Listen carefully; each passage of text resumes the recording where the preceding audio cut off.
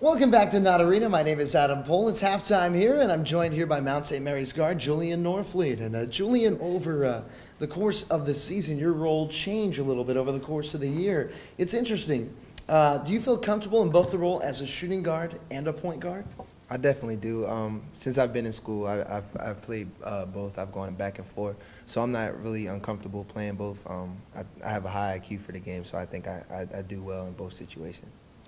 Our color commentator, Roy Sigler, says that he's never seen a bad left-handed basketball player. What is it about lefties that gives such a kind of an uncomfortable look for defenders? Well, defenders aren't used to guarding lefties, so when they see they have to change up their whole principles on how they play defense. So usually when a defender has to force, they're used to forcing people going right.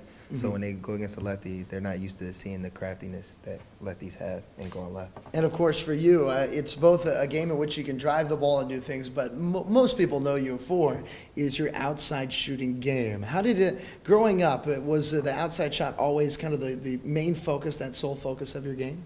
I think it has been. Since I was little, I was always in the gym just shooting. So I mean, I think growing up, I just molded it to my game, and using shot fakes and stuff just helped me a lot. You know, as you've progressed in the game, a lot of people guard just to that three-point line, but they've learned that they've got to guard you even 5-6 feet beyond it. Yeah, well, when I do my shooting drills, I tend to shoot a little bit behind the line. You never want to get used to getting too close to the line, because then you worry about it. But if you just shoot the ball, then you should always just shoot it, not worry about where you are on the floor. So I think that helps a lot when I'm shooting that far back.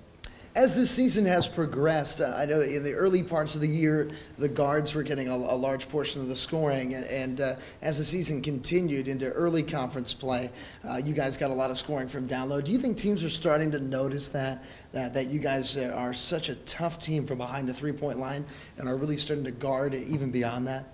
I think so, but the thing about our team is we're very versatile. So if they take us away on the wings and stuff, we could just throw it down to Kristen or Raven or Taylor, and they're playing really well right now. So I think that helps out a lot. So once they get used to having to guard them, they'll be able to throw it right back out, and they'll just have to play that game of either guarding inside or guarding outside.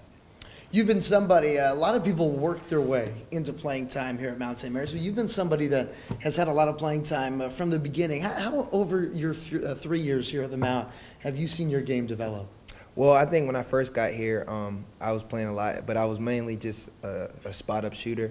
So I think over the years, I've learned how to become a scorer, more of a scorer, and more of a consistent scorer. So I've seen my game evolve from shooting the ball to getting all the way to the basket, to getting to the free throw line, and just becoming a better rebounder and defender as well. What has it been like overall being a Division I athlete? Obviously, Mount St. Mary's, is not a premier division like an ACC, conference of that nature. But you guys are playing at a high level of basketball here, and have gotten to be able to play at some of the most iconic places in the game. Well, growing up, you see everybody playing on TV, and you just think about one day you want to be an athlete. But a lot of people don't know what goes on behind the doors of all the conditioning and lifting and taking ice baths and all that kind of stuff.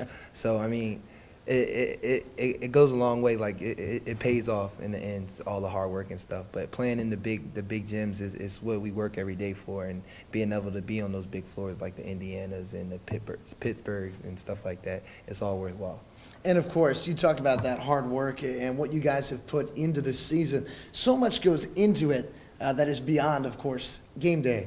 And a big part of the Mount Mayhem that you've talked about here throughout this season, everybody on the team has been involved with, is wearing down the opponent. Conditioning is so important. Do you think about that when you see that happening in a game, late in the game? Do you think about all the hours you put in the summer and into the fall to be able to be at the level where you're able to do what you're doing? We definitely do. I mean, we go about it every day in practice. We try to wear ourselves down so that way when it comes to the game, it's a lot easier. And then we could always look down at the other end and see players grabbing at their shorts or bending over and gasping for water and stuff like that. So, I mean, it definitely gives us a lot of confidence knowing that we're in such great shape and the other team isn't. Well, folks, that's Mount St. Mary's junior guard, Julian Norfleet. Thanks, Julian. We appreciate your time. No problem. Thanks for having me. We're going to take a break. We're back with more from Not Arena right after this.